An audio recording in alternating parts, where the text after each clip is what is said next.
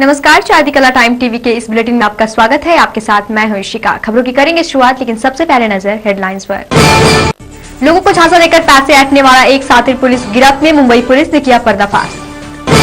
Marine drive पर समुद्र किनारे घूमने आए एक 20 वर्षीय युवक की मौत, समुद्री लहरों की चपेट में आने से हुई मौत।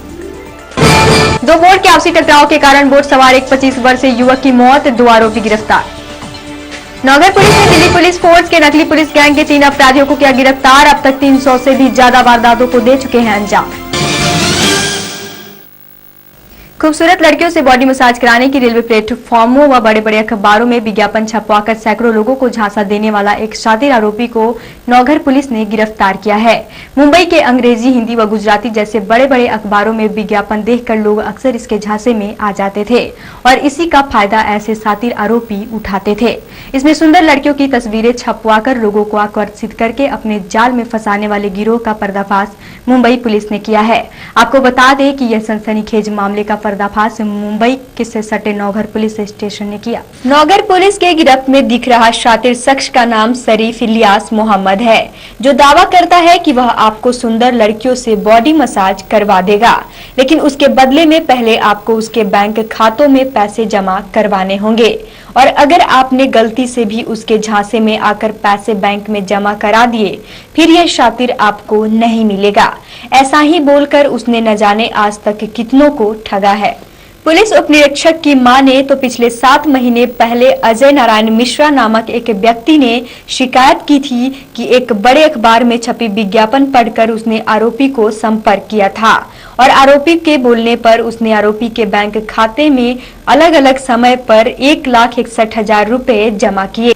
आरोपी के खाते में जैसे ही पैसा आता है वैसे ही आरोपी एटीएम से पैसे निकालकर अपना फोन बंद कर देता है, जिसके बाद आरोपी का सभी संपर्क बंद हो जाता है। पैसा खाते में डालने के बाद जब आरोपी का फोन बंद पाया तब उसे समझ आया कि उसके साथ ठगी हुई है। उसके बाद पीड़ित ने नौगर पुलिस में मामला दर्ज कराया। आरोपी के खिलाफ कंप्लेन आया था, तो महिलाओं से मसाज कराने का बड़े बड़े पेपरों में जाहिरात देकर वो लोगों को फंसाता था। आरोपी के पास अलग अलग बैंकों के एटीएम थे, उस एटीएम में पैसा डालने के लिए कहता था और वो तुरंत एटीएम से पैसा निकालकर तो फोन बंद करता था। आरोपी के पास अलग अलग बैंकों के 7 एटीएम मिला है और 1,61,000 की रकम मिली है। मरीन ड्राइव पर समुद्र के किनारे घूमने आए डोंबिवली के रहने वाले 20 वर्षीय रतन भीमा चौहान की हाई टाइड की वजह से मौत हो गई। बता दें कि यह घटना दोपहर 3:30 पर जब हुई, जब रतन का छोटा भाई चेतन उसकी तस्वीरें खींच रहा था कि समुद्र की लहर ने रतन को अपनी चपेट में ले लिया, जिससे रतन को अपनी जान गंवानी पड़ी। मरीन ड्राइव पर समुद्र के किनारे घूमने आए डोंबिवली के रहने वाले 20 वर्षीय रतन भीमा चौहान की हाई टाइड की वजह से समुद्र में डूबने से मौत हो गई। बता दें कि यह घटना दोपहर 3:30 पर हुई, जब मृतक का छोटा भाई उसकी तस्वीरें ले रहा था।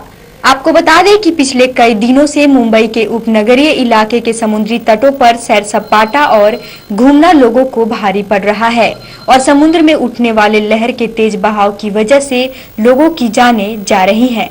हालांकि बीएमसी के disaster management cell high tide पर नियंत्रण करने के लिए समुद्री तटों पर निगरानी रखना चालू कर दिया है और टाइम टीवी भी लोगों से अपील कर रहा है कि जब भी बारिश का लुत्फ उठाने और घूमने समुद्री तटों पर जाएं तो यह ख्याल रखें कि समुद्री किनारों से दूर रहें, ताकि किसी प्रकार की अनहोनी घटना से बचा जा सके। मुंबई के वसुरवा बीच से मड आइलैंड के बीच चलने वाली 2 बोटों की आपसी टकराव के कारण बोट में सवार एक युवक की मौत हो गई। आपको बता दें कि यह घटना आज सुबह की है। फिलहाल वसुरवा पुलिस 2 आरोपी को गिरफ्तार कर मामले की जांच कर रही है। मुंबई के वर्सोवा बीच से मड आइलैंड के बीच चलने वाली दो बोटों की आपसी टकराव में बोट सवार एक 25 साल के युवक की मौत हो गई।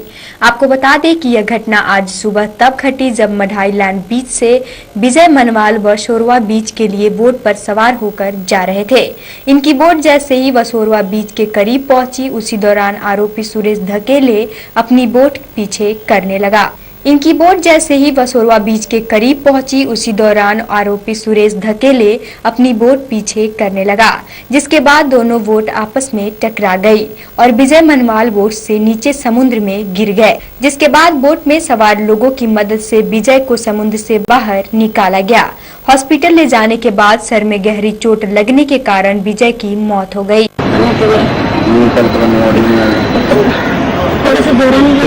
तुम्ही त्यांच्या बरोबरच होता तर काय झालं, काय पाहिलं तुम्ही? टोकला जबरदस्तीचा त्याने बुडून गेला ते रस्ते। त्यावेळी तुम्हाला मदत मिळाली? मदत मिळाली, बोटवाले पण पडून गेले। मी निवडून आली, मला मदत करा, पण दादा विषयाला आलं आणि त्यांनी उचलून टाकलं। तर बोटवाले म्हणलं ते सोबत ते येऊन आला, कोणीच नाही आला, सगळं पाण्यात लागलं। मला सांगा की पाण्यात ते पडलेले कोणी हात नाही लावला। काय झालं होतं नेमकं तुमचा भाऊ? ऍक्च्युली मी बाहेर होतो, पण हे दोघे जेव्हा येत होते बोटीने यांच्या मस्तीमध्ये दोघं मस्ती जेव्हा करत होते त्या मस्तीच्या याच्यामध्ये याचा जीव गेलेला आहे। आणि यांनी जेव्हा हेल्प मागितली आहे माझ्या भाऊजीने, तर यांनी कोणी हेल्प केलेली नाही, सोडून चालले गेलं तसंच। आणि एक रिक्षाला मी घेऊन आलेले आहे। काय मी त्याच्यानंतर हॉस्पिटलला गेले ना, मी माझ्या दुःखातली सहभाग दुःख असताना, मी धावपळ करत असताना मला काही पॉलिटिकल लोकांचे फोन येऊ लागले, बाकायदा मला धमकी आणि जीवे मारायची धमकी देऊ लागली। अगर मला इन केस उद्या काहीही झालं तर ज्यांचं मी नाव शो करू लागलं हे जिम्मेदार राहणार। वर्सोवा जेट्टी कडून एक बोट जात होती, फेरी बोट, आणि मड जेटी कडून एक बोट येत होती।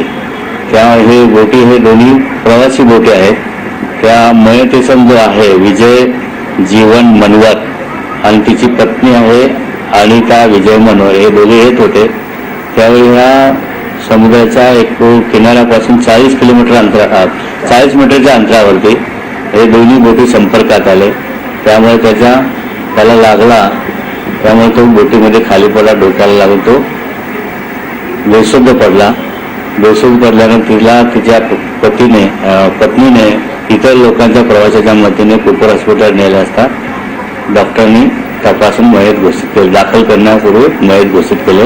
या संदर्भात वर्सोवा पोलीस ठाण्याला 183/14 अंडर सेक्शन 304 34 भागवी प्रमाणे गुन्हा दाखल आहे आणि 2 आरोपींना ताब्यात आहेत, चालक बोटीचे चालक।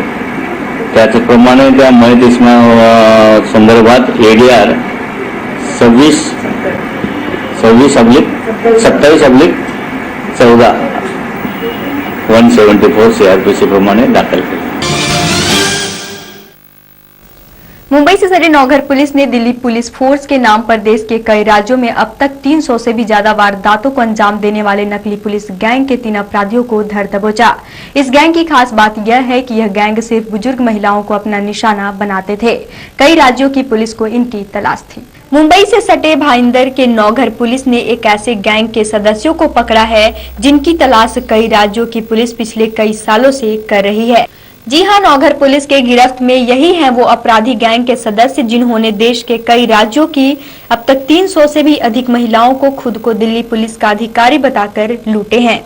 पुलिस की माने तो इस गैंग का खौफनाक आतंक सिर्फ महाराष्ट्र में ही नहीं थी, बल्कि गुजरात, केरल, तमिलनाडु, गोवा के सहित कई राज्यों में है। पुलिसिया जांच में आरोपियों ने कबूला है कि उनके गैंग पूरे देश में फैली है।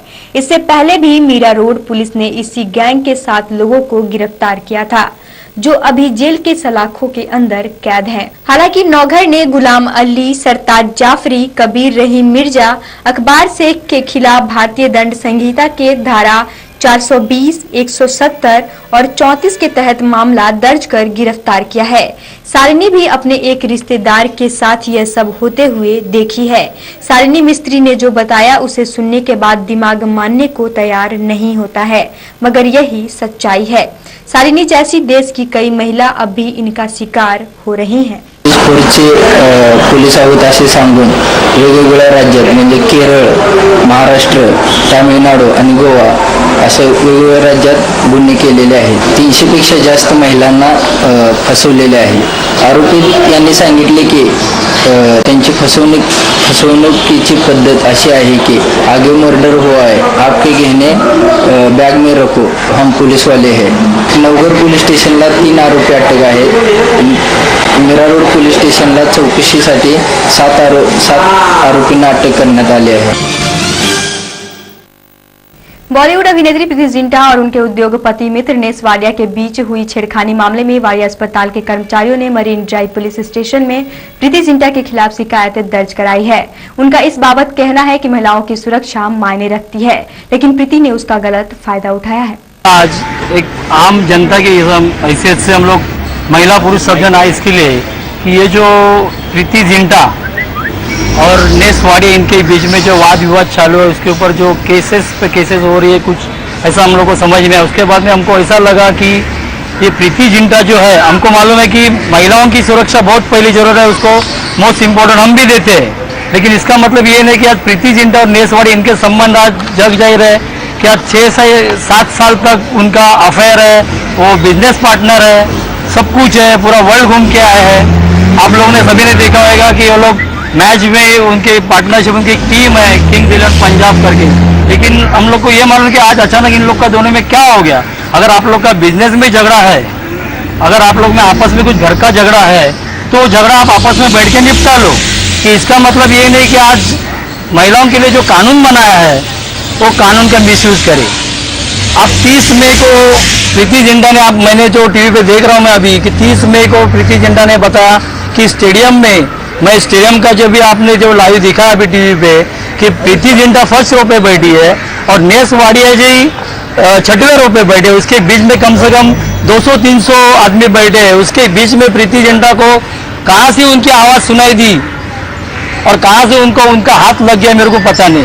वो बात सही है, वो बात अलग है, उन्होंने कहा है ठीक है, लेकिन मैं कहना चाहता हूँ आपको कि ये जो 354 और जो 507, 578 जो कानून बना है, ये कानून इसके लिए नहीं है कि आज मैं समझो एक ऑफिस में काम करता हूँ, मेरे सामने मेरे लेडी स्टाफ भी है, अगर वो कुछ गलती करती है, वो गलती करने का मैं उनको डांटता हूँ और वो नौकरी छोड़ के जाती है और 6 महीने के बाद में आके बोलेंगे इन्होंने मेरा विनय भंग कर किया है, ये गलत है।